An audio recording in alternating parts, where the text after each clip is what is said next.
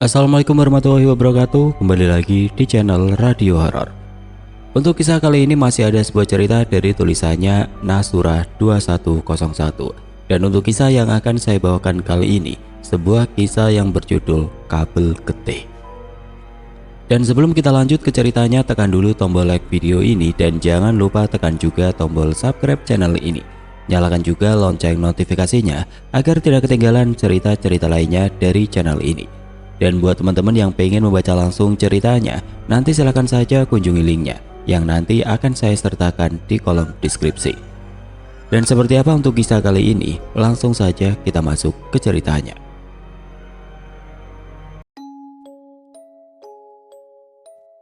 Kisah ini adalah kisah dari cucu Sumila, salah seorang cucunya yang diberi kelebihan yang sama seperti dirinya, bahkan melebihi dari kesaktiannya. Seorang manusia pilihan yang terlahir sebagai pangreksa, dia sendiri awalnya tidak menyadari bahwa dia terlahir sebagai manusia pilihan sekaligus ditakdirkan sebagai sang penjaga. Seorang yang sepanjang hidupnya harus mau berkorban dan dikorbankan demi keselamatan orang-orang di sekitarnya. Dia terlahir dengan weton yang memang memungkinkannya untuk dapat menyerap kesaktian tanpa batas. Dan satu hal yang tidak dimiliki oleh kebanyakan orang, dia memiliki sifat welas asih. Sifat welas asihnya bukan hanya kepada sesama manusia, tapi juga kepada seluruh alam semesta dan seluruh isinya. Dia juga memiliki hubungan khusus dengan dunia tidak kasat mata secara harmonis. Sifat itu diturunkan dari para leluhurnya, baik leluhur dari ayah maupun ibunya. Dan kabel getih adalah kisah pengorbanan yang dia lakukan untuk kakak kandungnya yang memiliki takdir berbanding terbalik dengannya. Kakak kandungnya terlahir sebagai manusia biasa. Kakaknya selalu menjadi incaran orang-orang yang tidak suka dan memusuhi keluarganya karena merasa dirugikan atas hadirnya keluarga ini. Mereka pikir sang kakak adalah kelemahan keluarga. Sang adik bernama Sapu Jagat, sedang kakaknya bernama Kuning. Keduanya punya panggilan kesayangan. Sang kakak saat kecil biasa dipanggil Kutil karena memiliki tanda lahir di dekat telinga berupa daging tumbuh yang berbentuk seperti ular. Tanda lahir ini ada dua, satu kecil dan satu besar, tapi oleh bibinya, kedua tanda lahir ini diikat dengan rambut. Akhirnya tanda lahir ini putus dengan sendirinya, meninggalkan dua daging kecil berbentuk gunung kecil. Sedangkan Sapu Jagat mendapat panggilan kesayangan dengan sebutan tampah, suatu alat yang digunakan orang Jawa buat tapen, karena keningnya lebar. Kata keduanya orang tua mereka, orang yang keningnya lebar adalah orang yang punya keluasan. Usia mereka berdua hanya terpaut 2 tahun. Dari kecil, keduanya memiliki perkembangan yang sangat berbeda, baik secara fisik maupun mental. Sapu Jagat sudah bisa jalan dan bicara dengan benar, sedangkan Kuning masih harus dituntun saat berjalan. Belum bisa bicara dengan jelas. Ketika keduanya mulai masuk pendidikan dasar, Sapu Jagat terlihat lebih dominan dalam segala hal, baik dalam pelajaran umum maupun pelajaran agama. Sapu Jagat selalu lebih cepat dan lebih baik dalam segala hal. Bahkan Kuning sering dicitak oleh Sapu Jagat. Tampak gemes sama tingkahnya Kuning yang sering terlihat konyol di mata Tampak. Satu-satunya yang membuat Kuning terlihat sebagai kakak adalah tubuhnya lebih tinggi dan dia merupakan seseorang yang tekun. Dia tidak akan berhenti mengerjakan sesuatu sampai berhasil, meski memakan waktu berhari-hari dan harus begadang. Ketika mereka berdua lulus pendidikan dasar, Kuning memilih melanjutkan sekolah dan terus sibuk dengan buku-bukunya. Sedang Sapu Jagat memilih berhenti sekolah, sibuk dengan berbagai lelaku, tirakat dan tapa berata. Lembah Biru 1985. Dini hari pukul 03.45. Hampir subuh ketika tiba-tiba terjadi keributan di depan rumah Zimat, ayahandanya Kuning dan Sapu Jagat. Pintu rumah digedor dengan keras, membangunkan seisi rumah. Namun saat Ibu Saada atau lebih dikenal dengan nama Kasumi hendak membuka pintu, Kasumi dicegah Pak Mat. "Bagaimana Tolek Mat ini? Saya yakin itu Yanto di depan sudah sekarat. Kok tidak boleh dibuka pintunya?" Yanto adalah salah satu murid kesayangan Pak Ahmad. Yanto juga sangat dekat dengan Kasumi. Jelas terlihat kekhawatiran yang sangat dalam dari raut wajah Kasumi. Namun Kasumi tidak berani membantah perintah suaminya. Biarkan, dia masih punya waktu 3 hari, biarkan saja, biar dia paham, kata Pak Mat dengan nada marah yang hampir meledak. Namun tiba-tiba tanpa membuka pintu, berlari keluar. Pak Mat dan Kasumi tidak lagi mampu mencegah. Sapu Jagat langsung meletakkan tangan kanannya di depan dada dan memejamkan mata. Kasumi hendak menyusulnya tapi lagi-lagi dicegah oleh Pak Mat. Biarkan saja, anak perempuanmu sedang memasang pagar gaib untuk Yanto. Rupanya dia tahu kalau ada yang mengincar Yanto dan ingin membunuhnya. Mereka hanya memperhatikan Sapu Jagat dari dalam rumah. Beberapa saat kemudian, Sapu Jagat membuka mata lalu mendekati Yanto yang sedang berdiri dengan kedua lututnya, berbisik di telinga Yanto. Mas, bersimpulah dengan benar, luruskan hatimu dengan yang di atas. Jika Mas benar-benar menyesal, nanti Bapak pasti kasihan padamu, Mas. Yang dibisiki langsung menangis sesegukan. Bersemedilah, gak usah takut. Sudah aku pasang pagar gaib, gak akan ada yang bisa menyentuhmu. Akhirnya Yanto menuruti apa yang dikatakan Sapu Jagat. Yanto bersimpu dengan benar, lalu memejamkan mata. Kedua tangannya dilipat di depan dada, dengan kedua telapak tangan menyentuh lengan sebelah atas. Air matanya masih mengalir deras. Saat Yanto sudah terlihat tenang dan dapat mengatur nafasnya dengan benar, Sapu Jagat meninggalkannya. Dia kembali masuk ke dalam rumah. Hampir pagi, suara azan subuh dari surau sudah terdengar. Kuning yang sedari tadi juga memperhatikan dari dalam rumah, langsung menggelendang Sapu Jagat ke dalam kamar begitu dia masuk rumah. Kuning benar-benar penasaran tentang apa yang sebenarnya terjadi dengan Yanto. Mas Yanto kenapa, Tonduk? Dengan rasa khawatir dan penasaran, Kuning bertanya. Mbak, sudah adzan subuh, ayo kita ke sumur dulu ambil wudhu. Nanti Bapak marah kalau kita telat jamaahnya. Sapu Jagat seperti menghindar menjawab pertanyaan Kuning dengan mengalihkan topik pembicaraan. Kutil memendam rasa penasarannya, menuruti kata-kata Sapu Jagat. Kau benar, Dok. Bapak akan sangat marah jika terlambat sholat jamaah. Keduanya pun bergegas mengambil air wudhu, terus ke musola. Sehabis jamaah subuh, mereka sibuk dengan tugas masing-masing. Sapu Jagat menyapu halaman, sedang Kuning membersihkan rumah. Kasumi terlihat memasak di dapur menyiapkan sarapan, sedang Pak Mat sibuk memberi makan hewan peliharaannya. Pukul 6 pagi mereka semua sudah siap di meja makan. Kuning dan Sapu Jagat sudah pakai seragam. Selesai sarapan, mereka berpamitan untuk berangkat ke sekolah. Seperti biasa, mereka ke sekolah dengan jalan kaki. Jalanan masih sepi. Kuning sudah tidak dapat menyimpan rasa penasaran yang sedari dini hari mulek di kepala. Sambil berjalan, Kuning kembali mengungkap rasa penasarannya kepada adiknya. Ayo Landu, cerita. Sebenarnya ada apa dengan Mas Yanto? Kok sampai awakmu harus masang pagar gaib? Kenapa Mas Yanto nggak boleh masuk rumah oleh Bapak? Mas Yanto punya salah apa? Tanpa menjawab, Mas Yanto sebenarnya terluka dalam. Tapi bukan hanya itu, ada sesuatu yang lebih mengerikan dari itu. Maksudmu piye, Nduk? Yang jelas kalau bicara, jangan bulet koyo Tomo Suwal. Ada yang mengancam dan menginginkan nyawanya, jawab Sapu Jagat pelan. Seolah takut ada yang mendengar. Kuning tampak terkejut. Mas Yanto kan sakti, Nduk. Nggak ada senjata yang bisa melukainya. Nggak mungkin Mas Yanto bisa terluka dalam. Kuning membantah ucapan Sapu Jagat. Yang diajak bicara hanya diam sambil melirik kakaknya dengan tatapan ketus. Keliru ya, ucapnya dengan wajah menggemaskan, disambut dengan citakan oleh tampa di kepala kakaknya. Gak boleh menyentuh kepala, apalagi citak. Nanti kualat, aku ini kakakmu loh. Sapu Jagat menarik tangannya. Tanpa terasa mereka sudah sampai di sekolah, tapi Kuning masih merengek untuk dapat detail cerita tentang Mas Yanto. Akhirnya Sapu Jagat berjanji untuk memberikan detail cerita sepulang sekolah dan meminta Kuning untuk berjanji agar merahasiakan hal ini dari siapapun, termasuk dari teman-teman sekelasnya. Sepulang sekolah, Sapu Jagat mengajak kakaknya masuk kamar, lalu menjelaskan semua yang terjadi dengan Yanto. Mas Yanto telah melanggar pantangan sehingga dia bisa dilukai, dan sekarang musuhnya sedang mengincar nyawanya. Beruntung Mas Yanto bisa melarikan diri, bisa nyampe di depan rumah kita. Jika tidak, Mas Yanto mungkin pulang tinggal nama. Namun yang jadi masalah, Bapak Duko Amargo. Mas Yanto melanggar pantangan. Bukan lagi musuh Mas Yanto yang berbahaya, tapi ada yang lebih berbahaya dari itu. Ada yang sedang mengincar nyawanya, lebih kejam dari musuhnya. Kuning tercekat mendengarkan penjelasan Sapu Jagat. Terus piye, Nduk? Jika Bapak tidak mengampuninya, apa nggak ada orang selain Bapak yang bisa nolong? Kamu misalnya, Nduk?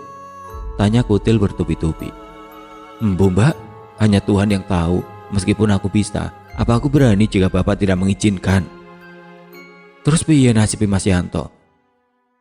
Jikalau Bapak nggak bisa mengampuni, ya lihat saja nanti, Mbak. Paling besok tubuhnya mulai meletup-letup di sekujur tubuhnya, kemudian membusuk. Jawab Sapu Jagat ringan. Penjelasan Sapu Jagat yang bernada ringan terdengar sebagai geledek di telinga Kuning. Bagaimana mungkin Bapak akan membiarkan tubuh Mas Yanto meledos-meledos, kemudian membusuk, lalu meledak? Kuning tidak dapat membayangkan jika hal itu terjadi. Apapun caranya, aku mesti membuat Bapak mengampuni Mas Yanto, batin Kuning. Hari itu berlalu berganti malam.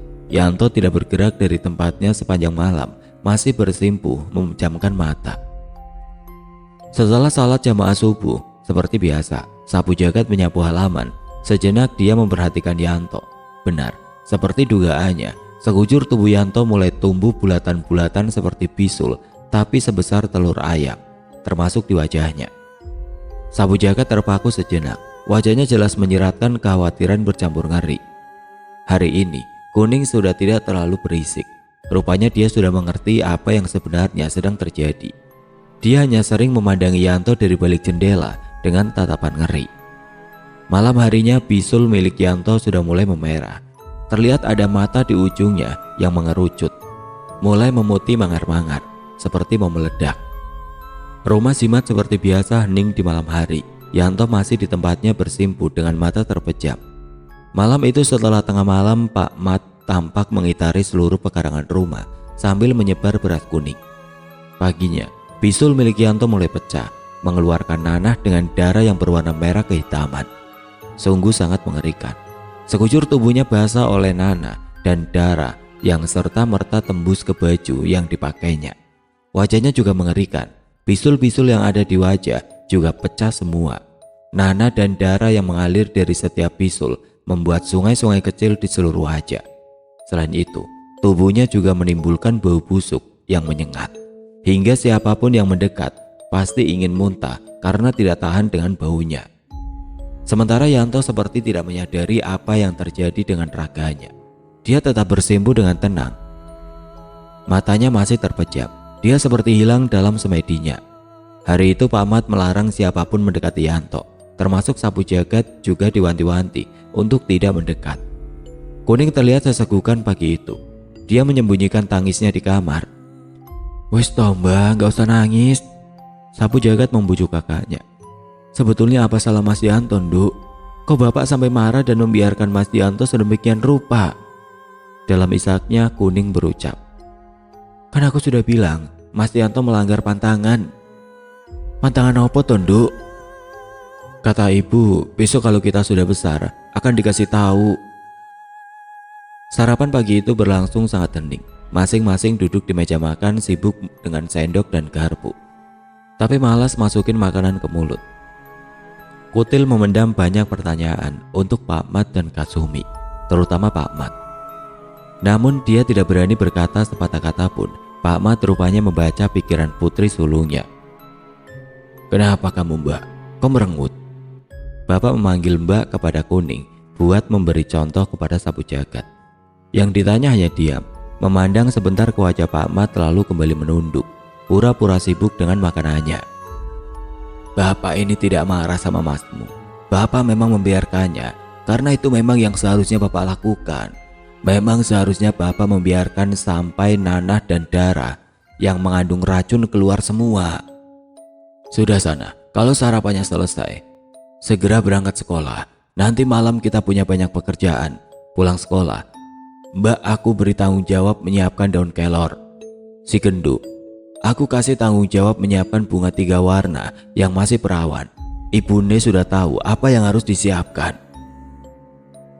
Nggih Pak. Hampir berbarengan mereka menjawab. Hari itu berlalu sebagaimana mestinya. Semua sudah melakukan tugas masing-masing sesuai yang diamanatkan Pak Mat. Pemandangan di halaman rumah semakin mengerikan. Bisul milik Yanto sekarang sudah membentuk kawah di sekujur tubuhnya. Sementara darah dan nanah masih terus mengalir seperti tidak ada habisnya. Wajahnya juga menjadi semakin mengerikan.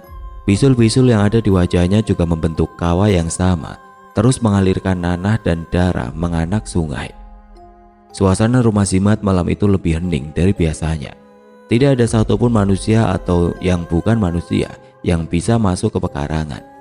Selain beras kuning yang memagari pekarangan, terlihat macan putih berjaga di pintu gerbang. Dan setelah lewat tengah malam, terlihat Kasumi mendekati Yanto. Kasumi menatap nanar pemuda yang sangat dikasihinya. Dia sudah menganggap Yanto seperti anak sendiri. Jelas di bola mata Kasumi menyimpan luka yang dalam. Air matanya jatuh bersatu-satu. Sementara Yanto wis ranjelmo menungso, sudah tidak seperti manusia. Yanto terlihat seperti mayat hidup dengan kondisi yang mengenaskan. Nanah dan darah merah kehitaman masih terus mengalir dari setiap bisulnya. Tanah tempat dia duduk juga sudah basah oleh darah dan nanah, mengenang di sekitarnya dan mengalir ke segala arah. Kasumi berbisik di telinga Yanto. Le, buka matamu, tapi jangan teriak ya Le. Meski sakit, kau harus tahan. Bapak sudah memaafkan kesalahanmu. Yanto mengangguk dan membuka mata.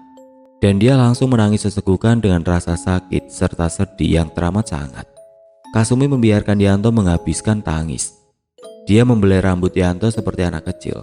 Setelah Yanto puas dengan tangisnya, dia berucap, "Saya sudah siap, Mak." Yanto memang memanggil Kasumi dengan sebutan emak yang artinya ibu. "Ya sudah, berdirilah Le." Kasumi membimbing Yanto ke belakang rumah. Di sana Pak Mat sudah menunggu. Yanto langsung bersimpu dan kembali menangis sesegukan. Bahunya sampai tergoncang. Dia bersujud di kakinya. Pak Mat berjongkok lalu membelai rambut Yanto dan berucap, "Bapak nggak marah kok Le. Bapak hanya kecewa. Tapi semua yang terjadi memang sudah ditakdirkan. Semua sudah digariskan. Kamu harus belajar dan mampu mengambil hikmah yang baik dari kejadian ini." Setelah itu Pak Mat membimbing Yanto untuk berdiri. Di bawahnya Yanto ke padusan atau tempat mandi yang sudah disiapkan. Sapu jagat dan kuning mengintip dari pintu dapur. Pak Mat membisikkan mantra di telinga Yanto dan Yanto mengangguk. Lalu Pak Mat mulai mengguyur tubuh Yanto dengan air yang sudah dicampur dengan daun kelor. Yanto tampak kesakitan, namun Pak Mat memberi tanda dengan meletakkan telunjuknya di depan bibir. Lagi-lagi Yanto cuma bisa mengangguk. Yanto sekuat tenaga menahan rasa sakit yang tidak terhingga. Giginya gemeretak. Dia mengepalkan kedua telapak tangannya, sementara Pak Mat terus mengguyur tubuh Yanto dari ujung kepala. Air itu membasahi seluruh tubuh hingga ujung kaki. Beberapa saat kemudian tubuh Yanto mengeluarkan benda yang bersinar dari kening. Kedua bahunya, dada, punggung, dan kaki. Pak Mat memungutnya, menyerahkan kepada Kasumi. Kasumi membungkus benda-benda tersebut dengan mori atau kain putih yang biasa dipakai buat mengkafani mayat. "Awakmu wis aman Le." Yanto cuma bisa mengangguk. Tidak bisa bicara sepatah kata pun. Benar, bisul-bisul di tubuhnya sudah tidak lagi mengalirkan nanah dan darah. Hanya meninggalkan luka menganga yang berbentuk seperti kawah. "Sekarang kau teruskan sendiri membersihkan diri. Itu airnya sudah disiapkan oleh adikmu." "Nggih Pak, sendika dawuh." Pak Mat meninggalkan Yanto. Sebelum pergi Pak Mat berpesan, "Selesai membersihkan diri, bablaso ke kamar tengah. Awakmu kudu semedi. Nggak boleh keluar dari kamar tengah sebelum 41 hari." "Nggih Pak, sendika dawuh." Yanto memandang sejenak air di bak mandi. Ada kembang telon di sana. Dia memejamkan matanya sejenak sebelum akhirnya kembali mengguyur tubuhnya. Dia menyelesaikan ritualnya sebelum akhirnya dia masuk rumah dan langsung menuju ke kamar tengah. 41 hari kemudian, Yanto keluar dari kamar tengah. Luka-luka di sekujur tubuhnya sudah mengering, tampak mulai pulih. "Sudah kuduga, dia memang yang terpilih," Pak Mat membatin. Lalu dengan gerakan khas Pak Mat memutar kedua tangannya. Dari dalam tubuh keluar besi kuning. Besi kuning itu melesat menabrakkan tubuh Yanto. Yanto terhuyung, tapi kemudian dia kembali menegakkan punggung. lalu melangkah mendekati Pak Mat yang tersenyum menyambutnya. 13 tahun kemudian, tengah malam, kediaman si Mat. "Apa semuanya sudah siap, Bu?" "Sampun, Lek. Tepat pukul 00. Mbak, tolong dibangunkan." Kasumi hanya mengangguk. Sebagai tanda kesanggupan atas perintah Pak Mat, di luar suasana sunyi senyap, dusun Lembah Biru memang dusun yang terpencil. Begitu matahari terbenam memang hampir sudah tidak ada aktivitas kecuali surau. Itu pun hanya sampai pada jamaah sholat Isya. Setelah sholat Isya, hampir tidak ada orang yang beraktivitas di luar rumah. Seperti yang diamanatkan oleh Pak Mat, pukul 00 Kuning dibangunkan. Kasumi berbisik di telinga putrinya. "Dok Kuning, bangunlah." Yang dibisiki membuka mata lalu duduk menguap. "Bu, apa sudah pagi?" "Belum, Dok. Bapak ada perlu denganmu." Lalu Kasumi membimbing putrinya turun dari ranjang, membawanya ke belakang rumah, ke padusan. Pak Mat sudah menunggu di sana. "Dok, piro-piro lupute bapak lan ibu ngapuranen." Pak Mat memulai pembicaraan dan kalimat ini biasanya dipakai jika ingin mengutarakan hal yang penting. "Iya Pak, Bu, begitu juga saya. Saya mendoakan bapak dan ibu selalu dalam keadaan sehat walafiat, tidak kurang suatu apa." "Dok, sekarang kau sudah dewasa. Kamu punya tanggung jawab terhadap dirimu sendiri, kepada orang tua, dan juga kepada Tuhan. Sekarang baik dan buruk kau sudah mengerti. Jika kau berbuat buruk, akan jadi tanggung jawabmu sendiri. Semua yang kau lakukan akan ada hitungannya sendiri di hadapan Tuhan. Orang tua hanya bisa mendoakan semoga kau diberi umur yang manfaat, selamat dunia akhirat." "Nggih Pak, Bu, amin. Karena kau sudah dewasa, Bapak perlu memberimu bekal." Lalu Kasumi membimbing putrinya menuju padusan, berbisik di telinga Kuning.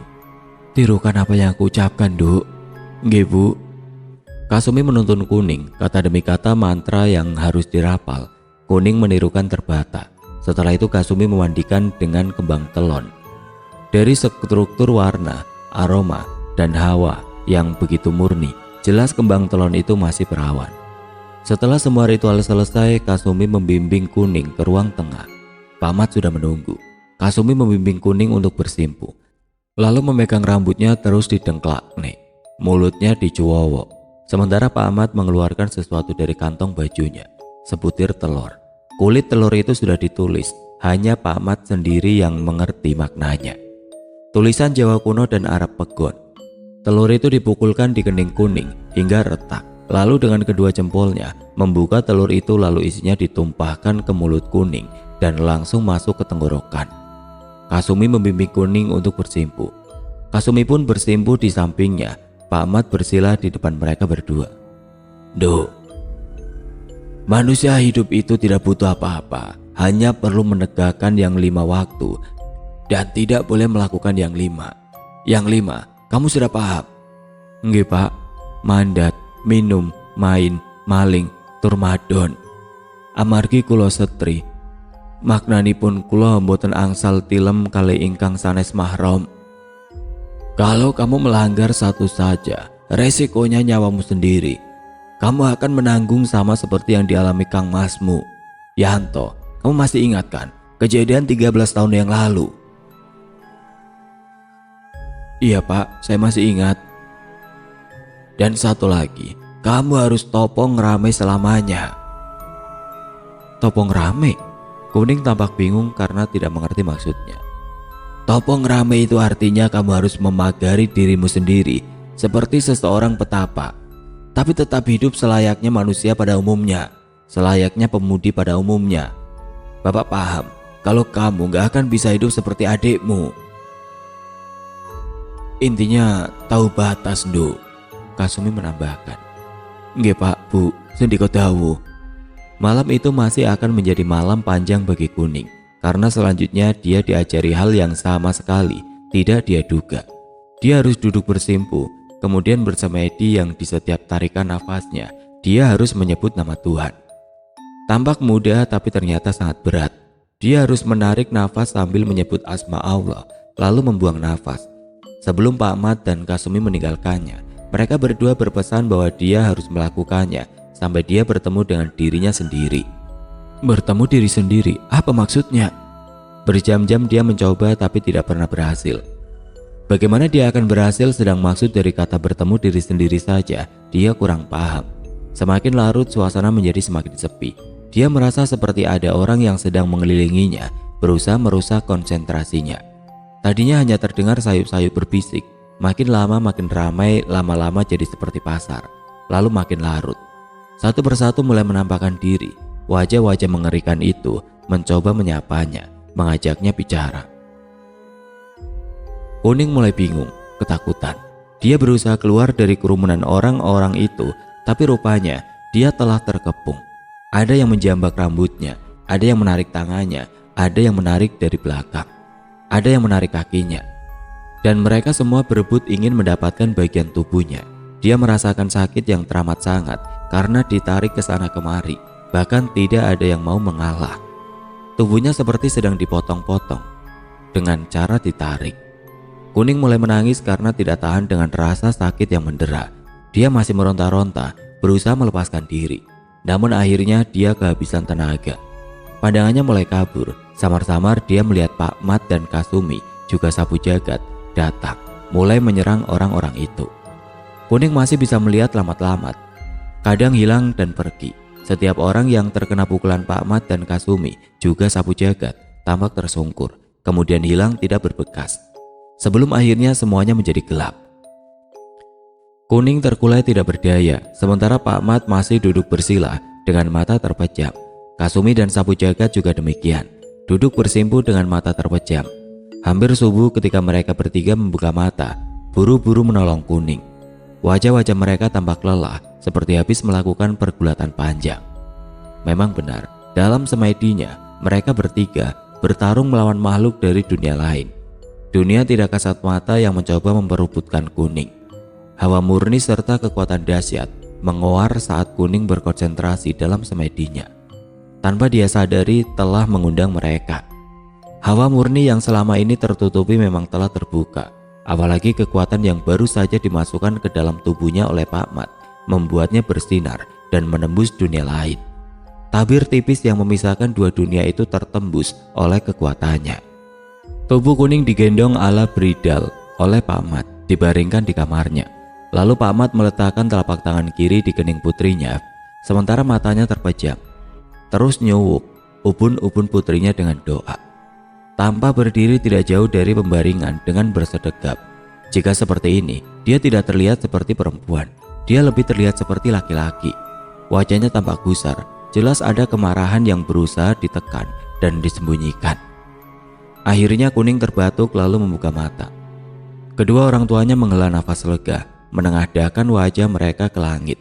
Kuning berusaha duduk tapi segera dicegah oleh kedua orang tuanya. Sudah, jangan bangun dulu, Ger. Bapak dan ibu sholat subuh dulu. Kamu sholat subuh di sini saja. Nanti adikmu yang membantumu untuk berwudu, ucap Pak Mat lembut. Nduk, Sapu Jagat, bapak dan ibu nitip kakakmu, lanjut Pak Mat sebelum berlalu. Nggih Pak, Bu, sendika dawuh. Pak Mat dan Kasumi beranjak meninggalkan kamar putrinya.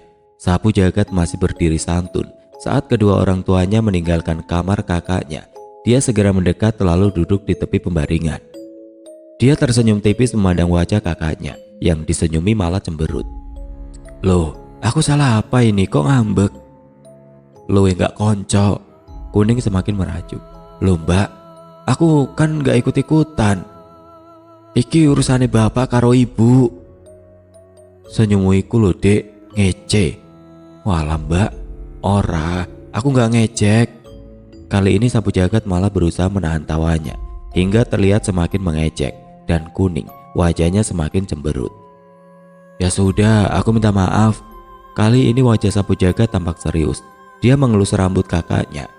Matanya menahan tangis. Kuning tersenyum tipis bersamaan dengan senyumnya. Air matanya jatuh satu persatu. Aku yang minta maaf, Nduk. Aku sering menyusahkanmu. Sudah, gak usah mikir yang tidak-tidak. Aku ngambil air dulu ya. Kuning mengangguk. Sapu Jagat beranjak meninggalkannya menuju sumur dan kembali dengan air, lalu membantu kakaknya untuk berwudu. Selanjutnya mereka sholat subuh berjamaah, Sapu Jagat sebagai imam. Hari itu beranjak lambat. Sapu jagat tidak sekalipun meninggalkan kamar kakaknya. Hati dan pikirannya sesungguhnya tidak terima dengan semua ini. Menurutnya, bapak dan ibu sangat ceroboh, membiarkan Kuning berjalan sendirian, memasuki gerbang gaib tanpa pengawalan. Walaupun aku juga mengakui kekuatan seperti apa yang dimiliki Kuning saat ini, tapi dia belum tahu cara menggunakannya. Sapu jagat selalu gusar saat memikirkan hal ini, namun tidak berani bertanya apa alasan Pak Ahmad dan Kasumi melakukan hal ini. Tiba-tiba Kuning memecah kesunyian, membangunkan Sapu jagat dari lamunannya. "Apa yang kau pikirkan, Duk?" Sapu jagat tergagap, bingung gak tahu mesti menjawab apa. "Duk, aku sudah tidak apa-apa. Kamu gak usah mikir yang terlalu dalam." Kuning seperti bisa membaca pikiran adiknya. Dia seperti mengerti bahwa adiknya sedang mengkhawatirkannya. Sapu jagat tersenyum canggung. Tiba-tiba dia berdiri lalu mengunci pintu. Setelah mengunci pintu, dia balik lagi mendekatkan bibirnya di telinga Kuning. Yang dibisiki tampak terkejut. "Apa, Duk? Kabel getih?" Sapu jagat meletakkan jari telunjuknya di depan bibir. Tatapannya memerintahkan agar kakaknya jangan berisik. Kuning pun mengangguk, walau sebenarnya tidak mengerti apa yang sedang dibicarakan adiknya. "Mbak, aku hanya butuh ikhlasmu, ridhomu." Kuning menatap mata adiknya beberapa saat. Dia tertegun kemudian mengangguk pasti.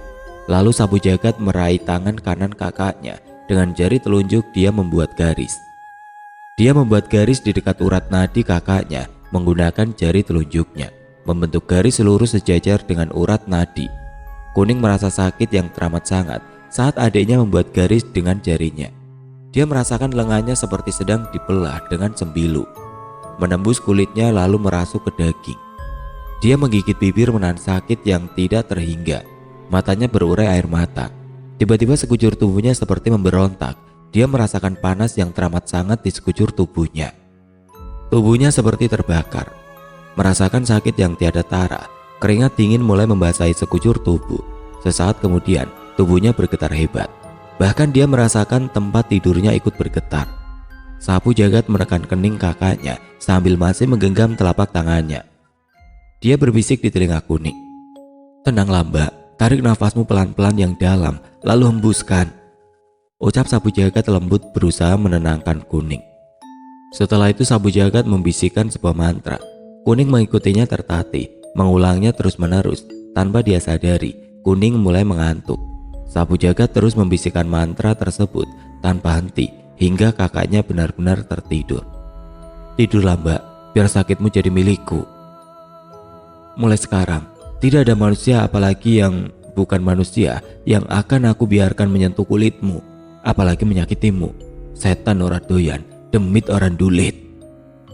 Jelas ada amarah dalam nada suaranya. Kalimat terakhir yang diucapkan Sapu jagat menggema di telinga Kuning, masuk ke dalam mimpinya. "Duk, istirahatlah. Kalau kau masih ingin bersemedi, bersemedilah di kamarmu." Sapu jagat tampak terkejut melihat Pak Ahmad dan Kasumi sudah berada bersamanya. Bukankah tadi dia mengunci kamar kakaknya? Ibunya seperti membaca pikiran anaknya dan menunjukkan kunci cadangan sambil tersenyum. Sapu jagat tersipu malu. Setelah berbasa-basi, ia berpamitan. "Jika bapak dan ibu mengizinkan, malam ini saya ingin bersemedi di puncak Raung." Bapak ibunya tampak terkejut, tapi kemudian Pak Ahmad menjawab, "Bawalah si Putih bersamamu." "Nggih Pak Bu, sendiko dawu." Lalu Sapu jagat undur diri. Si Putih adalah macan putih, makhluk tidak kasat mata yang sudah tinggal bersama keluarga Kasumi sejak zaman Mbah Surodiko. Di halaman rumah, Sapu jagat berbisik di telinga si Putih. Macan putih itu merunduk, lalu Sapu jagat duduk di atas punggungnya. Setelahnya, si Putih berlari menembus gelapnya malam menuju utara, menuju Raung. Si Putih berlari bagai terbang. Rambut Sapu jagat yang digerai tertiup angin. Rambut panjangnya sudah sampai tumit. Itu tertiup angin karena kecepatan lari si Putih. Sebuah pemandangan yang langka. Purnama yang sempurna malam itu seolah memang mendukung semua keindahan yang tercipta. Raung semakin dekat. Kegagahannya adalah pemandangan yang mengerikan bagi sebagian orang, apalagi di malam hari. Tapi tidak bagi Sapu jagat. Dia selalu rindu dengan keindahan dan misterinya, dan Purnama juga satu dari kerinduannya. Purnama bersama Raung dan si Putih. Kuning masih tertidur pulas. Pak Ahmad duduk di tepi ranjang, memegang telapak tangannya, hendak memeriksa denyut nadinya. Pak Ahmad sangat terkejut. Kabel getih. Suaranya nyaris berbisik tapi cukup terdengar jelas di telinga Kasumi. Kasumi langsung mendekat, ikut mengamati dengan teliti pergelangan tangan kuning. Kasumi langsung terhuyung, tubuhnya gemeteran. Pak Ahmad membantunya untuk menegakkan punggung, lalu membimbingnya untuk duduk di tepi ranjang. Tenanglah Bune, Sapu Jagat memang masih sangat muda, tapi aku yakin dia tahu benar apa yang dilakukannya, pasti sudah dengan perhitungan yang matang. Saya nggak rela Lekmat. Oh Tuhan, kok ada-ada saja, panjenengan kan juga tahu resikonya apa. Jika keduanya sama-sama punya keikhlasan, tidak akan terjadi apa-apa, malah bisa saling menjaga. Panjenengan kan juga tahu sifat Sapu Jagat gimana, dan Kuning bagaimana. Sapu Jagat yang akan jadi korban. Loh, ya nggak boleh bicara begitu. Kamu kan ibunya, mestinya mendoakan. Bacakan Fatihah agar dua-duanya mengerti posisinya masing-masing. Kasumi terdiam. Apa yang dikatakan suaminya memang benar. Semua sudah terjadi. Apa yang bisa dilakukan hanya berdoa. Namun tetap saja naluri seorang ibu itu lebih halus. Dia tetap sangat khawatir. Dia masih tidak percaya bahwa Sapu Jagat berani mengambil resiko sebesar itu untuk kakaknya. Kasumi mengerti bahwa memasang kabel getih berarti berani mengambil resiko terburuk sekalipun, termasuk kematian. Hatinya sangat terenyuh memikirkan hal ini. Meski benar mereka bisa saling bertukar tempat, aku yang makan, kamu yang kenyang, atau bisa saling meminjamkan kantuknya atau sakitmu biar aku yang merasakan, aku yang puasa, kamu yang lapar. Dan mereka bisa saling tahu apapun yang terjadi satu sama lain termasuk perasaan dan hati mereka. Malam itu berlalu dengan hening. Percakapan antara Pak Ahmad dan Kasumi hanya sampai di situ. Mereka sibuk dengan pikiran masing-masing. Hingga subuh menjelang, mereka dikejutkan dengan suara auman si Putih. Keduanya terhenyak, lalu menghambur keluar. Mereka melihat si Putih berdiri di halaman. Sapu Jagat terkulai lemas mangklung di atas punggungnya. Pak Ahmad berlari mendekat diikuti Kasumi. Ada apa dengan Gustimu Putih? Kasumi murka. Belum sempat si Putih menjawab, Pak Ahmad menyela. Anaknya itu dulu diurus, nanti saja tanyanya. Pak Ahmad langsung membopong putrinya masuk rumah. Sapu Jagat dibaringkan di kamarnya. Langsung diperiksa urat nadinya. Wajah Pak Ahmad sangat khawatir. Begitupun Kasumi. Pripun Lekmat? Tanya Kasumi kemudian. Kondisinya sangat lemah. Jawab Pak Ahmad hampir berbisik. Dari kejauhan sayup-sayup terdengar suara azan subuh. Kita nggak bisa sholat jamaah. Sekarang pergilah wudhu duluan, biar aku yang ngurus Sapu Jagat. Sebelum ke sumur, bilang sama Putih untuk menjaga Kuning. Enggak Lekmat, sendiko tahu. Kasumi langsung beranjak pergi dari tempatnya. Kasumi tampak gusar saat menemui si Putih, tapi dia memutuskan untuk tidak menanyakan apa-apa. Lalu dia berbisik di telinga si Putih. Macan putih itu tampak mengangguk. Sebelum akhirnya pergi meninggalkan Kasumi, lalu berjalan menuju kamar Kuning. Sebelum pergi untuk mengambil air wudhu, Kasumi tertegun sejenak. Dia berjalan ke tengah halaman. Dia tampak memejamkan mata menghadap ke rumah. Dia memasang pagar gaib untuk melindungi rumahnya. Setelah selesai dengan pekerjaannya, dia berbalik. Kini dia bersimpu membelakangi rumahnya. Dia sedang mantek Aji Gembolo Geni Bolo Sewu. Entah mengapa perasaannya sangat tidak enak. Dia merasa bahwa keluarganya dalam bahaya. Sesaat kemudian muncul banyak sekali raksasa dengan wajah mengerikan. Bolo Sewu. Tanah yang aku injak ini, tanah milik Gusti Allah. Tapi aku minta tolong jagalah tanah ini dari siapa saja yang punya niat buruk. Ucap Kasumi kepada Bolo Sewu. Bolo Sewu mengangguk hampir bersamaan lalu beranjak dari tempatnya menjadi pagar hidup. Mereka berbaris mengitari pekarangan kediaman Zimat. Setelah menyelesaikan ritualnya, Kasumi langsung berjalan menuju sumur, mengambil air wudhu, kemudian menuju musola untuk menjalankan kewajibannya. Setelah selesai, dia segera menggantikan posisi Pak Ahmad menjaga Sapu Jagat. Sebelum Pak Ahmad meninggalkan kamar Sapu Jagat, Kasumi sempat menanyakan keadaan putrinya. Namun Pak Ahmad hanya menggeleng. Kasumi memandang putrinya masih terbujur dengan tatapan nanar. Hatinya carut marut, semua jadi satu, bingung, marah, benci, sekaligus khawatir. Sapu Jagat terbujur kaku di pembaringan bagai mayat, namun dari matanya terus menetes air mata. Wajahnya sangat pucat, begitupun bagian tubuh yang lain juga nampak sangat pucat, seperti tidak ada darah yang beredar. Kasumi mengelus-ngelus rambut putrinya sambil terus meniup ubun-ubun dengan doa.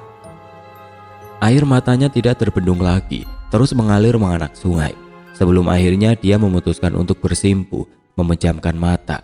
Kasumi menaruh kedua tangannya menyilang di depan dada, dengan kedua telapak tangan bersandar pada lengan bagian atas.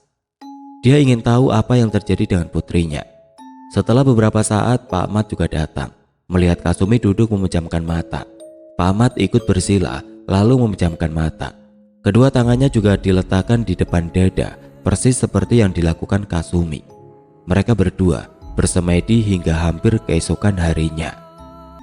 Dini hari pukul 03.40, mereka berdua membuka mata. Pandangan mereka langsung tertuju pada putri mereka yang masih terbujur kaku. Keduanya langsung menangis terseduh-seduh tanpa mampu berdiri dari tempatnya. Tangis mereka berdua terhenti saat mereka mendengar auman si putih. Mereka langsung berdiri, berlari keluar rumah menuju halaman. Di sana tampak si putih berhadapan dengan laki-laki muda berambut panjang. Kasumi dan Pak Ahmad mendekat tepat di samping si putih. "Tenanglah Putih," bisik Pak Ahmad sambil mengelus-ngelus kepala si putih. Terlihat si putih mengangguk lalu mengeloyor pergi. Si putih menuju pintu rumah, duduk tepat di depan undakan pintu. Pak Ahmad dan Kasumi tampak tertegun sebentar. Mereka mengamati pemuda itu dengan seksama dari ujung rambut sampai ujung kaki. Satu hal yang terlintas di benak mereka, pemuda ini pasti bukan orang sembarangan karena mampu menembus pagar hidup yang dipasang Kasumi, yaitu Pulau Sewu. Bagaimana mungkin dia seorang diri bisa mengalahkan 1000 raksasa yang memagari pekarangannya? Belum lagi terjawab segala pertanyaan yang memenuhi benak Kasumi. Tiba-tiba pemuda itu berlutut lalu bibirnya berucap santun. "Saya mohon maaf, beribu maaf kepada Kang Mas dan Mbak Yu. Saya mengaturkan salam hormat saya. Semoga Kang Mas dan Mbak Ayu sudi menerimanya." "Kamu ini siapa?" tanya Kasumi dan Pak Ahmad hampir bersamaan. "Sekali lagi saya mohon maaf beribu maaf. Saya sudah lancang memasuki halaman tanpa permisi. Sungguh saya tidak bermaksud mengganggu semedi Anda berdua." Sima tampak terkejut sekaligus kagum. Pemuda di hadapannya bisa menembus pagar gaib yang dipasang Kasumi tanpa diketahui siapapun dan tidak lagi mampu menyembunyikan kekagumannya. Terpancar jelas dari sorot mata Pak Ahmad. "Bagaimana kau bisa menembus pagar hidup yang kupasang?" Kasumi sudah tidak dapat menahan diri. Pertanyaan yang sedari tadi disimpannya akhirnya keluar. "Pangapunten Mbak Yu, saya tidak memiliki linui. Saya dibekali ini oleh Romo." Pemuda itu memberikan teken atau tongkat. Teken itu dipegang dengan kedua tangannya dengan menunduk. Dia meletakkan di atas kepalanya, lalu mengulurkannya. Pak Ahmad tampak terkejut, begitupun Kasumi. "Dari tata keramanya, sepertinya ia dari Madura," batin Pak Ahmad. Pak Ahmad mengambil teken tersebut lalu mengamatinya dengan seksama, kemudian memberikannya kepada Kasumi. Kasumi memperhatikan dengan seksama lalu mengangguk pasti. "Bangunlah Le, bangunlah. Kamu putra Mbak Yai, murid dari Kiai Muhammad Khalil." "Enggak leres, saya diutus ayahanda untuk menyampaikan teken tersebut buat Nyimas Sapu Jagat." Pak Ahmad dan Kasumi membawa pemuda itu menuju kamar Sapu Jagat. Pemuda itu tampak tidak terkejut, setengah berbisik. Dia berkata, "Santet tutup bumi." Kalimat itu terdengar dengan jelas oleh Pak Ahmad dan Kasumi. Keduanya langsung terhuyung. Tubuh keduanya gemeteran. Dengan sigap pemuda itu menopang tubuh Kasumi yang hampir terjatuh, begitu juga Pak Ahmad. Lalu dibimbingnya Kasumi untuk duduk. "Menawi Kang Mas tur Mbak Ayu paring restu, saya ingin bersemedi di sini. Sekarang saya paham kenapa Kanjeng Romo mengutus saya mengantar tongkat tersebut ke agem Nyimas Sapu Jagat, supaya saya bisa membangunkan Nyimas Sapu Jagat." "Siapa namamu, Nak?" Kasumi bertanya. "Saya diberi nama oleh ayahanda, Safawi," jawab pemuda itu. "Ya sudah Le, ca bagus. Aku juga Mbak Ayumu, pasrah bongkoan padamu. Aku pasrahkan adikmu Sapu Jagat kepadamu." "Nggih Kang Mas, Mbak Ayu, sendika dawu." Lalu Pak Ahmad menyerahkan kembali teken yang tadi diterimanya. Pemuda itu menerimanya santun. Pak Ahmad dan Kasumi berpamitan kepada Safawi sebelum meninggalkan kamar sapu jagat. Safawi membuat lingkaran dengan menggunakan teken di tangannya. Lingkaran tersebut melingkari seluruh dipan, melebar agak luas untuk duduk bersila. Lalu Safawi duduk bersila, menancapkan teken itu di depannya. Anehnya, bekas garis teken itu membentuk garis bersinar keemasan. Satu lagi kejanggalannya, bagaimana bisa lantai yang terbuat dari semen bisa dengan mudah dipakai buat menancapkan teken yang hanya terbuat dari kayu. Lantai itu hanya seperti tanah gembur saja. Aku sengaja membuat lingkaran karena aku tidak ingin melibatkan siapapun. Aku tahu betapa berbahayanya situasi yang sedang kau hadapi, Nyimas. Seluruh tubuhmu sudah dicor dengan semen. Jika dilihat dari mata telanjang, kulitmu pucat pasi seperti mayat, seperti sudah tidak ada darah yang beredar. Hal itu menandakan bahwa seluruh pembuluh darahmu juga sudah ditutup dengan santet tutup bumi. Sapu jagat masih hidup, meski sudah demikian keadaannya karena memiliki ilmu Pangreksorogo. Ilmu ini adalah anugerah dari langit, karena dengan ilmu ini, sapu jagat ditakdirkan untuk tetap hidup. Dan Safawi bertugas membangunkannya dari mati suri. Ilmu Pangreksorogo adalah ilmu yang berkaitan dengan kekuatan hati. Sang pemilik ilmu mampu memerintah pikiran atau otak untuk melakukan fungsinya sebagaimana semestinya. Dalam ilmu kedokteran, jika otak bisa berfungsi dengan baik, maka seluruh organ bisa berfungsi dengan benar. Jika seluruh organ tubuhnya berfungsi dengan benar, maka dia dapat melepaskan diri dari santet tutup bumi. Sehingga semen yang menutup tubuhnya bisa dirontokkan dengan ilmu Pangreksorogo. Hanya dengan kedipan mata, semen itu akan jadi abu. Safawi duduk bersila, matanya terpejam. Sapu jagat masih terbujur kaku bagai mayat, namun matanya masih terus berair. Pak Ahmad dan Kasumi baru saja menyelesaikan jemaah sholat subuh. Keduanya tampak termenung di depan musola. Mereka jelas sangat berduka. Sorot mata mereka sayu, penuh kekhawatiran. Kuning belum benar-benar pulih. Sekarang sapu jagat terbaring bagai mayat di kamarnya. Pagi itu sangat sepi. Burung-burung yang biasanya terdengar riuh juga pergi entah kemana. Angin yang berembus terasa beku. Gemersik dedaunan juga terdengar singlu di telinga Pak Ahmad dan Kasumi. Sebagian daun kering berjatuhan tertutup angin. Halaman rumah yang biasanya bersih kini penuh dengan daun kering yang berserakan karena 2 hari tidak disapu.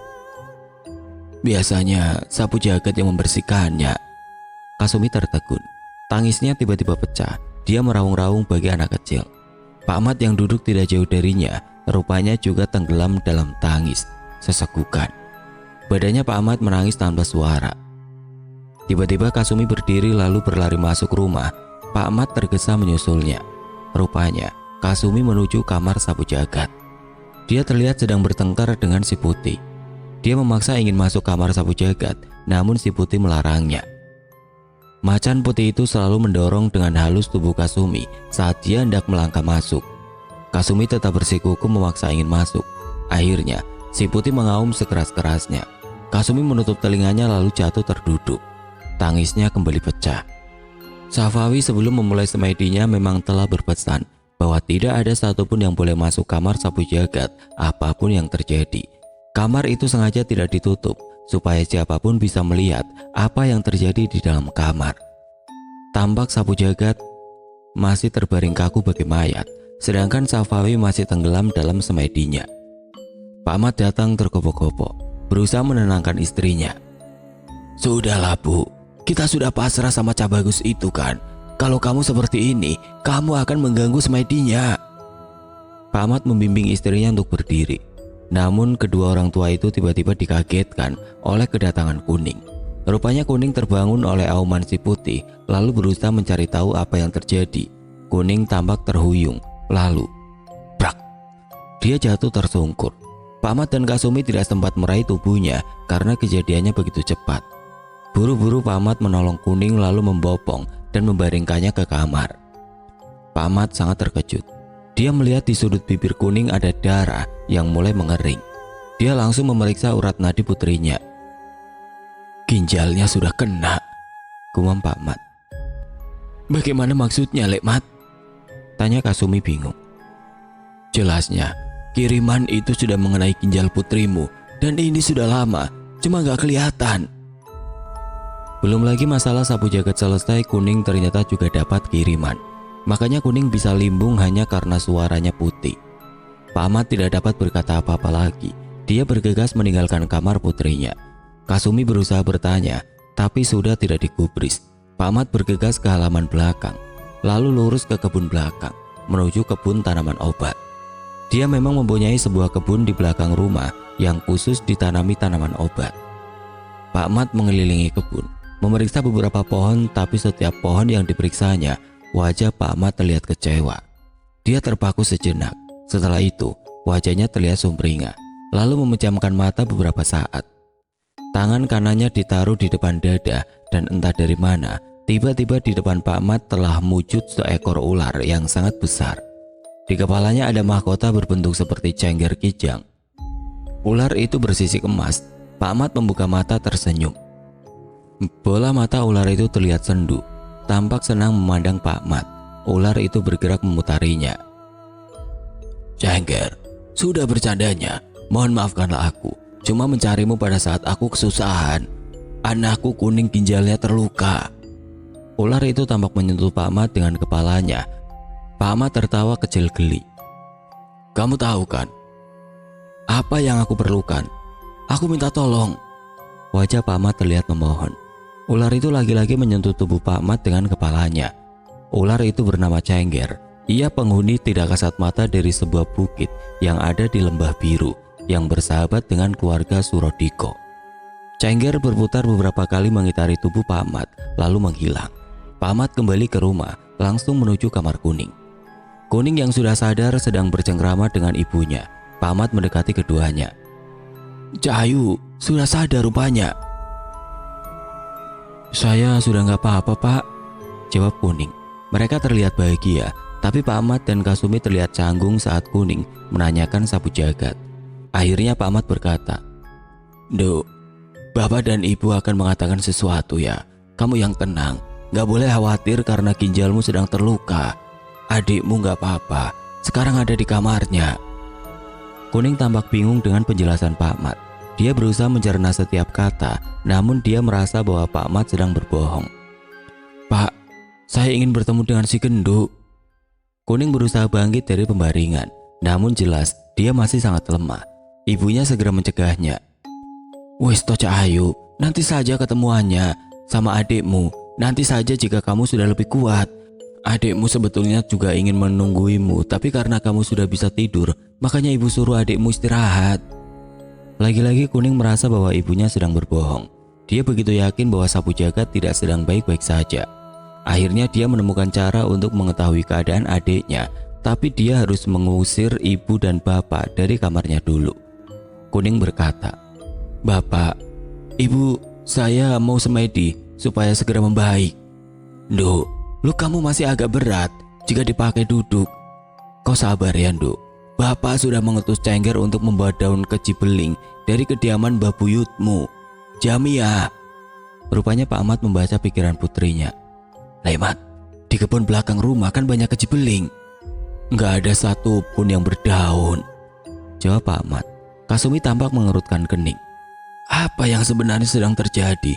Kenapa keji beling gak ada satupun yang berdaun? Belum dapat jawaban dari kecamuk di hatinya, Kasumi dan Pak Ahmad serta Kuning dikejutkan dengan kehadiran Cengger. Cengger itu kebiasaan, celetuk Kasumi dengan wajah sumringah. Kuning juga terlihat senang melihat Cengger. Dari mulutnya Cengger memuntahkan daun keji beling dan daun jarak. Kenapa? Kok ada daun jaraknya juga? Pak Ahmad tampak berpikir sejenak kemudian berkata, Oh, buat melihat seberapa parah lukanya Kuning. Lalu Pak Ahmad memberikan daun jarak itu kepada putrinya, meminta untuk mengunyahnya. Pahit apa enggak Cahayu? Tanya Pak Ahmad. Enggak pahit Pak. Pak Ahmad terlihat lega mendengar jawaban putrinya. Pak Ahmad memintanya memuntahkan daun jarak, lalu memberinya daun keji beling. Kuning pun hanya bisa menurut apa kata Pak Ahmad. Hari itu masih akan menjadi hari yang panjang. Kuning tampak senang karena Pak Ahmad mengizinkan Cengger untuk menjaganya. Dia bisa meminta tolong Cengger untuk melihat keadaan sapu jagat. pikirnya. Namun lagi-lagi dia kecewa. Rupanya Cengger pun tidak bisa dimintai tolong. Sekarang dia malah terkurung di kamarnya, ditambah ada Cengger di depan pintu. Kuning mulai marah, merutuki diri sendiri. Dia begitu yakin bahwa sesuatu yang buruk telah terjadi pada adiknya. Dia juga begitu marah dengan keadaannya. Sibuk merutuki diri sendiri, gak ada gunanya. Tiba-tiba kalimat itu yang terlintas di pikiran Kuning. Setelah beberapa lama otaknya mulai bisa berpikir jernih. Yang harus aku pikirkan adalah gimana caranya supaya aku bisa tahu keadaan si Genduk. Aku gak mungkin keluar dari kamar ini karena satu, kondisiku memang masih sangat lemah. Dua, si Cengger yang menawan sekaligus nyebelin ada di depan pintu. Dan Cengger terlalu setia kepada bapak dan ibu serta sayang kepada keluarga ini hingga gak mungkin dia berpihak padaku. Jadi satu-satunya cara, aku harus pulih secepatnya. Semedi sambil duduk pasti ketahuan dan dilarang. Lalu kenapa aku gak semedi sambil baring? Bukankah inti dari semedi adalah menyatukan otak, hati, pikiran, jiwa, raga dalam satu tarikan nafas? Ide itu muncul dengan sendirinya. Sesaat kemudian Kuning merapikan selimutnya sampai ke leher, lalu memejamkan mata, menata kedua lengan seperti biasa saat dia bersemedi sambil duduk. Dia mulai tawasul sambil mengatur nafasnya dengan benar.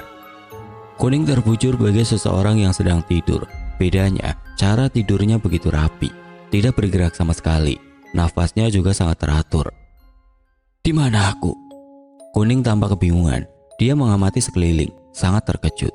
Sedetik kemudian dia ketakutan hingga tubuhnya gemeteran. Dia hampir terjatuh ketika tanpa dia sadari seseorang telah menopangnya lalu membimbingnya untuk duduk. Kuning melihat batu yang terbuat dari semen yang berbentuk seperti manusia sedang tergolek di pembaringan. Tapi mata batu itu terus menangis.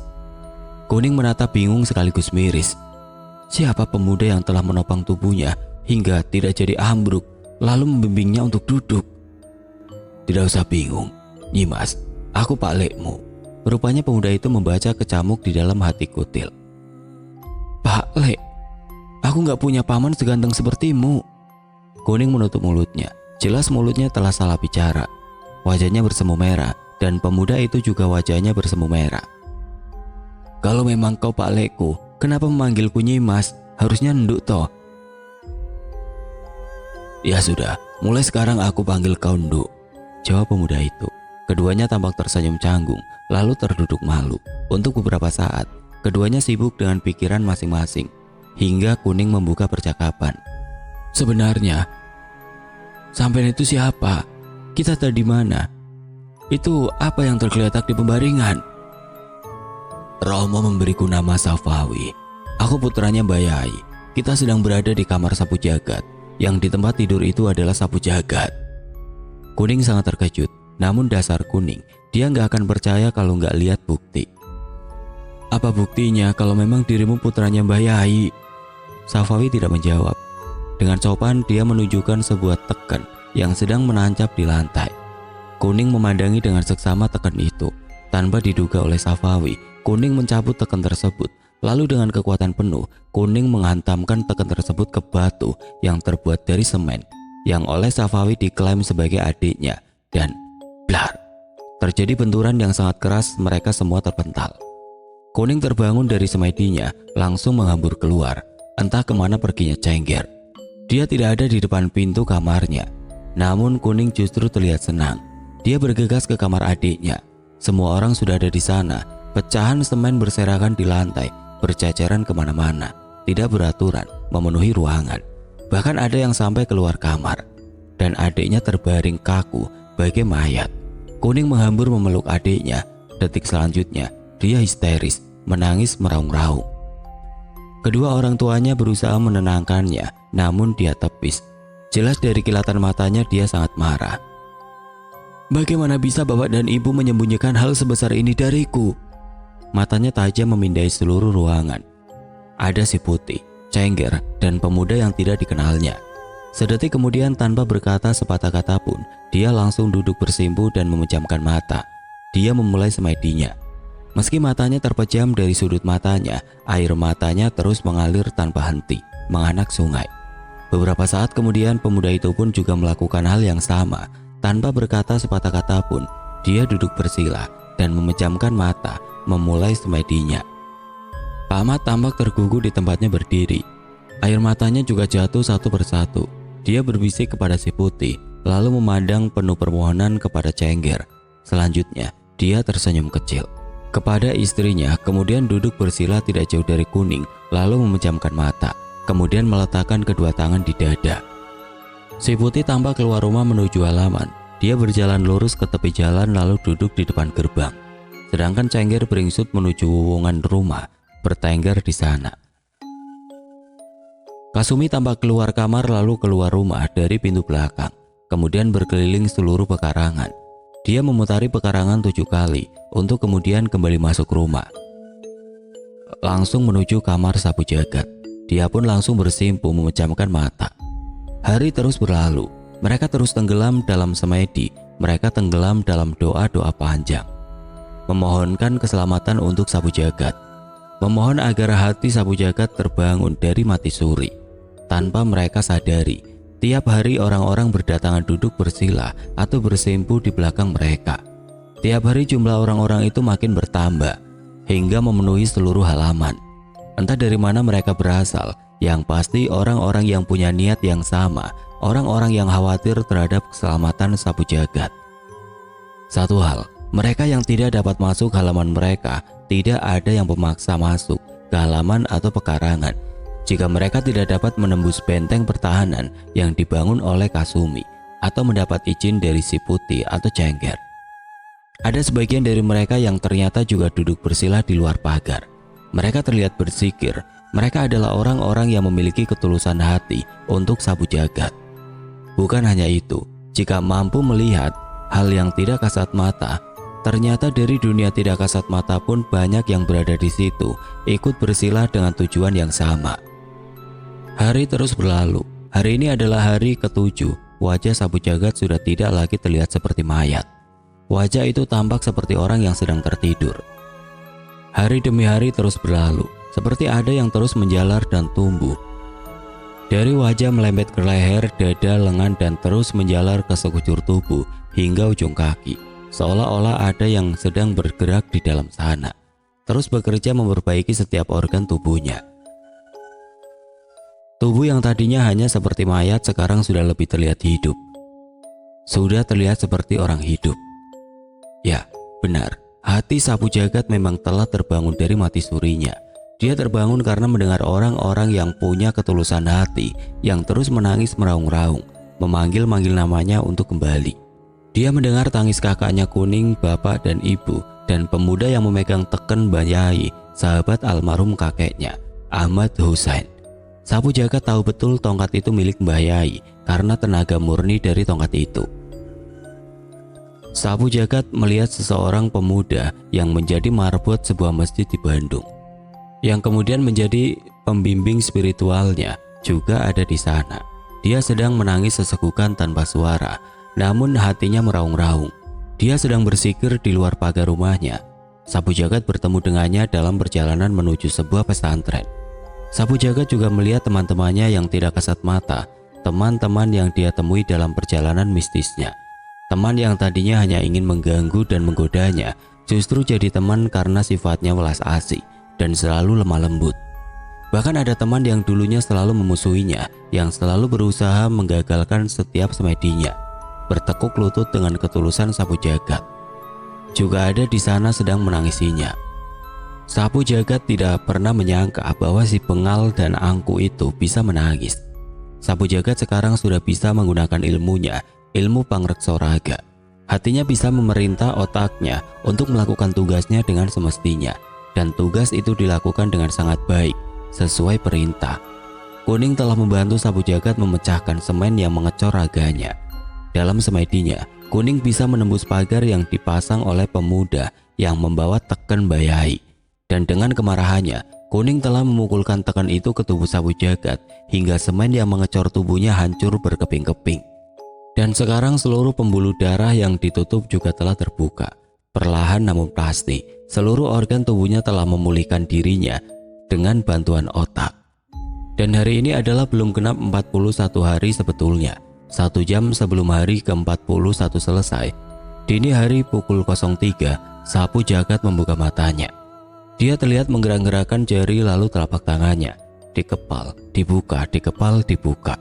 Namun telapak tangannya tidak bisa mengepal secara sempurna. Jari-jari tangannya juga nggak bisa mekar secara sempurna. Sapu jagat ingin menggerakkan anggota tubuh yang lain, tapi nyatanya belum bisa. Dia juga ingin menoleh, nyatanya juga belum bisa. Matanya berkaca-kaca kemudian jatuh satu persatu, lalu menjadi isakan kecil. Dan isakan kecil itu telah mampu membangunkan semua yang ada di situ yang sedang tenggelam dalam semedi. Mereka hampir bersamaan membuka mata. Semua tahu bahwa sapu jagat telah membuka mata dan sadar sepenuhnya.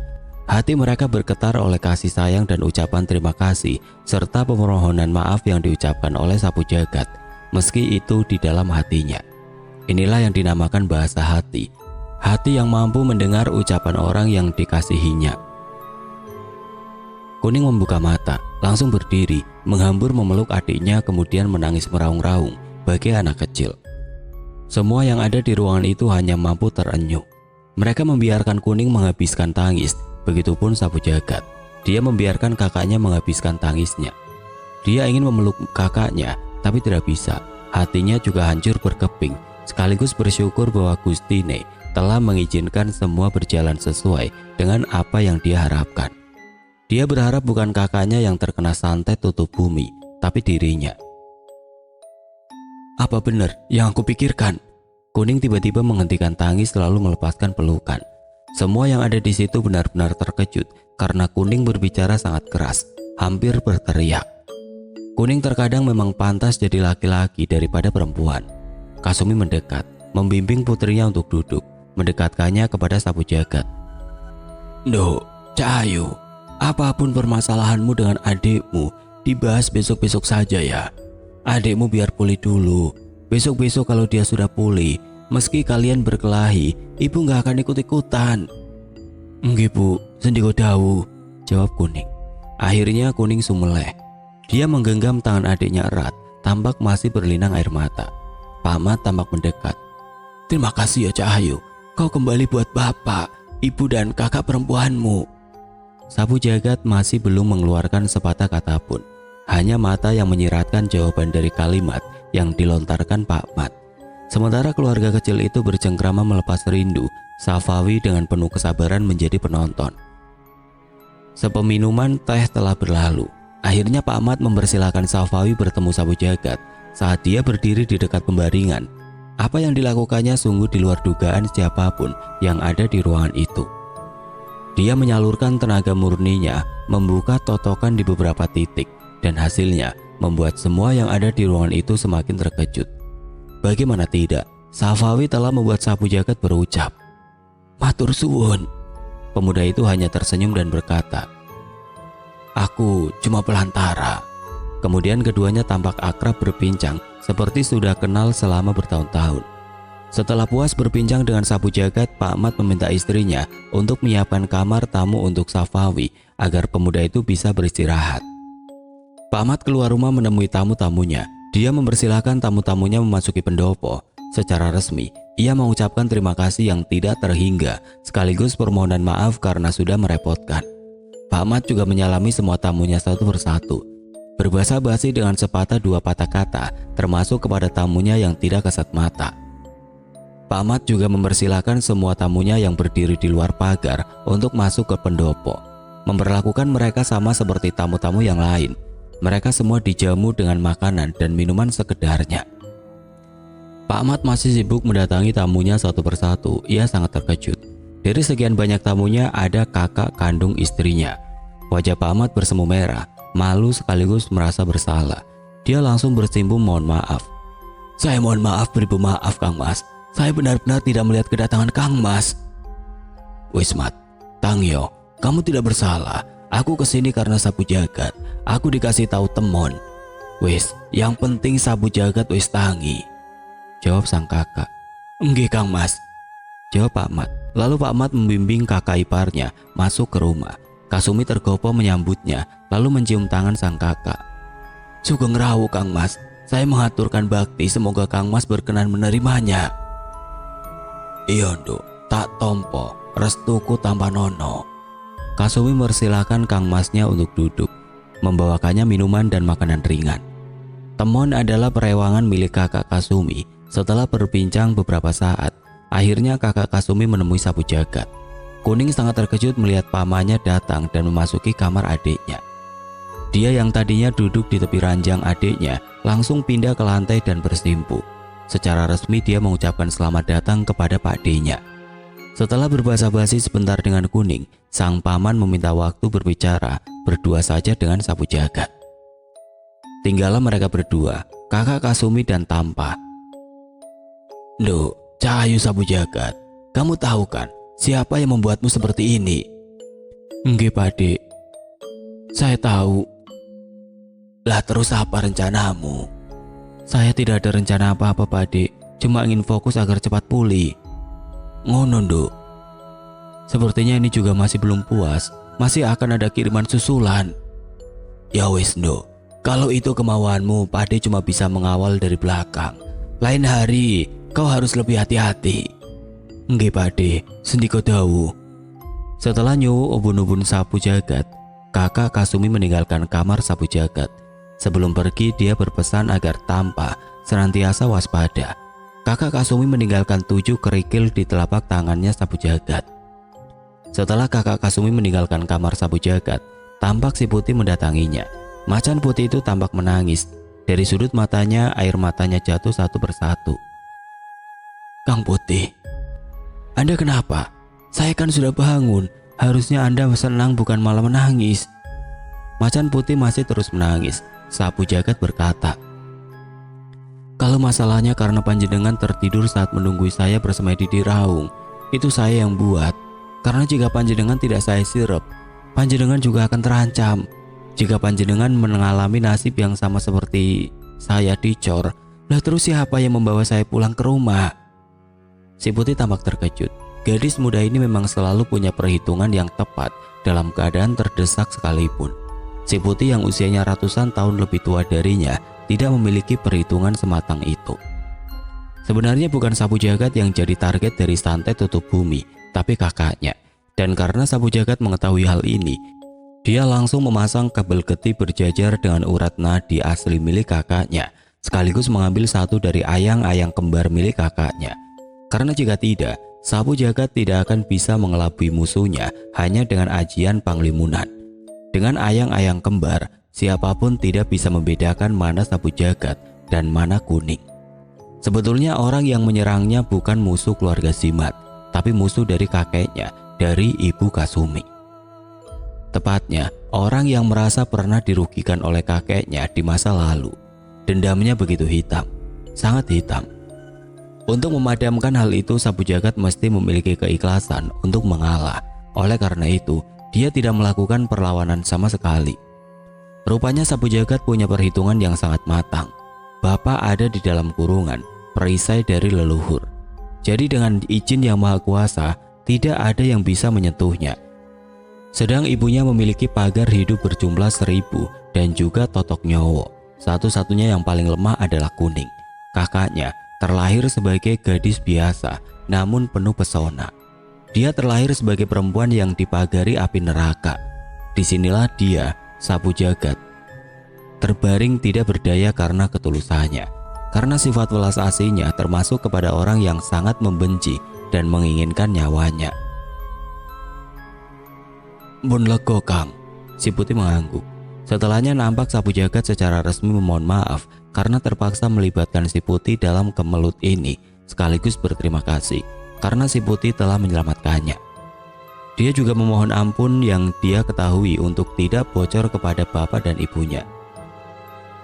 Sebelum si Putih meninggalkan kamarnya, Sapu Jagat nampak membisikkan sesuatu di telinga si Putih. Bersiaplah, akan ada kiriman susulan. Suara Sapu Jagat sangat pelan, tapi terdengar bagai geledek di telinga si Putih. Dia menatap Sapu Jagat dengan tatapan bingung, penuh kekhawatiran. Hari itu berlalu dengan damai. Tamu-tamu Sapu Jagat datang mengunjunginya secara langsung ke rumah. Sapu Jagat merasakan ini reuni terindah sepanjang hidupnya. Orang-orang yang pernah ditemuinya sepanjang perjalanan spiritualnya semua ada bersamanya. Teman-temannya dari dunia gaib juga sibuk mencandainya. "Yondang Tangi, jangan manja. Apa nggak ingin bermain sepak bola atau berkelahi denganku? Tanganku juga sudah panas ingin melemparmu ke pohon kopi. Apa nggak pengen bertapa metingkrik di atas pohon kopi lagi?" Lalu mereka semua tertawa terbahak-bahak. Dulu memang Sapu Jagat pernah disuruh bertapa di atas pohon kopi selama 7 hari 7 malam di lereng Kumitir. Setelah mereka puas bercanda, mereka pun undur diri dan berpesan agar Sapu Jagat sedikit jangan terus diam dan mengalah. Sapu Jagat cuma tersenyum simpul. "Wis kono bubar, gak usah ngajari aku yang enggak," jawab Sapu Jagat. Teman-teman Sapu Jagat pun menimpali. "Apa gini aja, kau tinggal bilang iya, aku jadikan dia bola, terus kita pakai main sepak bola." Lagi-lagi mereka tertawa terbahak-bahak. Sapu Jagat menjawab, "Enggak, aku matur suwun. Aku hanya perlu kalian temani. Kalian semua ada di sampingku. Bercanda seperti ini sudah cukup bagiku." Akhirnya mereka pun mengalah dengan keteguhan Sapu Jagat, undur diri. Tamu terakhir yang Sapu Jagat temui adalah tamu dari ujung kulon.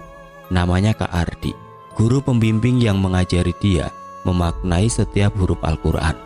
Hubungan mereka berdua terlihat sangat formal. Mereka hanya berbahasa basi sebentar.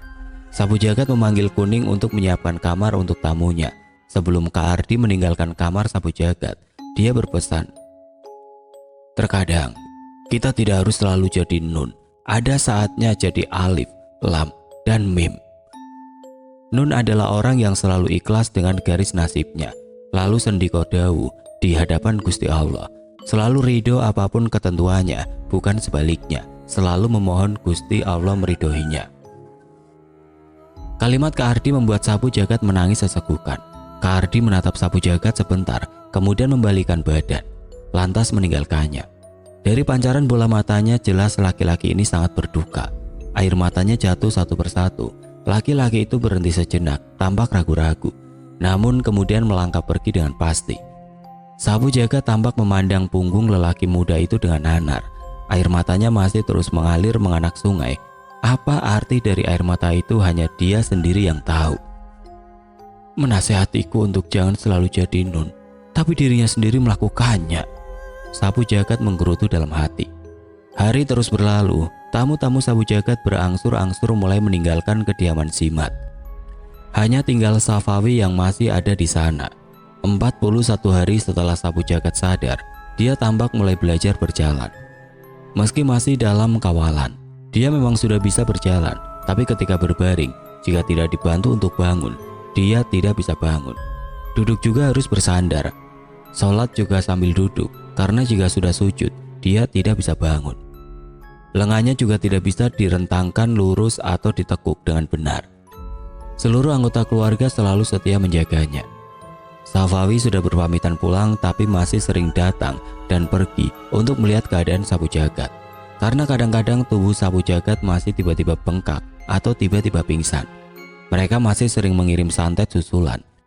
Jika tiba-tiba tubuh Sapu Jagat bengkak, berarti musuhnya memasukkan air ke dalam kulit, tapi di luar daging dengan ilmu santet.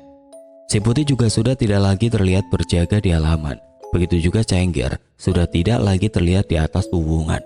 Pagar hidup yang dipasang oleh Kasumi juga sudah tidak ada di sana. Udara berembus begitu sejuk dan damai. 7 purnama kemudian, keluarga memutuskan untuk membawa Sapu Jagat ke rumah sakit. Yang dikatakan dokter seperti dugaan Sapu Jagat, karena Sapu Jagat mengerti dengan benar apa yang terjadi dengan tubuhnya. Umumnya orang yang terkena santet tutup bumi akan mati seketika.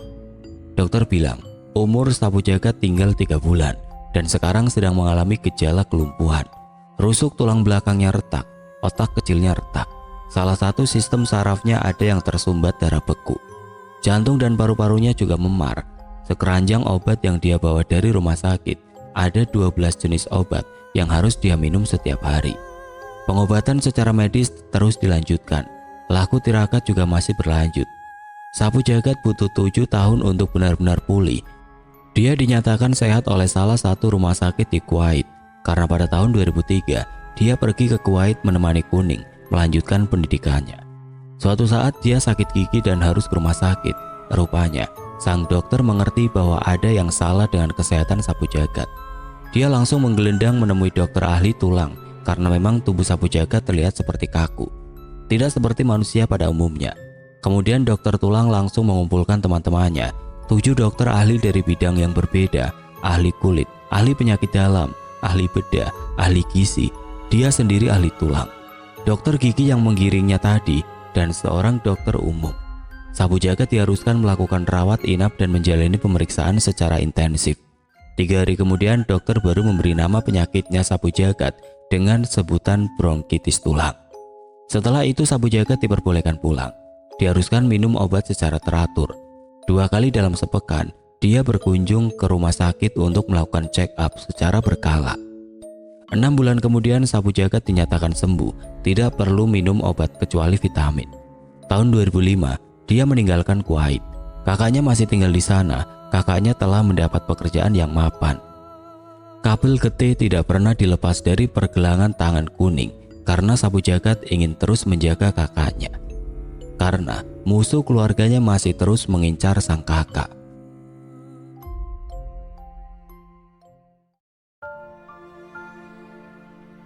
Oke teman-teman, sekian untuk kisah kali ini. Bagaimana menurut kalian tentang kisah ini? Tulis komentar kalian di kolom komentar. Dan buat teman-teman yang baru bergabung, jangan lupa untuk like, komen, share, serta subscribe channel ini. Dan nantikan kisah-kisah horor berikutnya tetap di channel Radio Horor.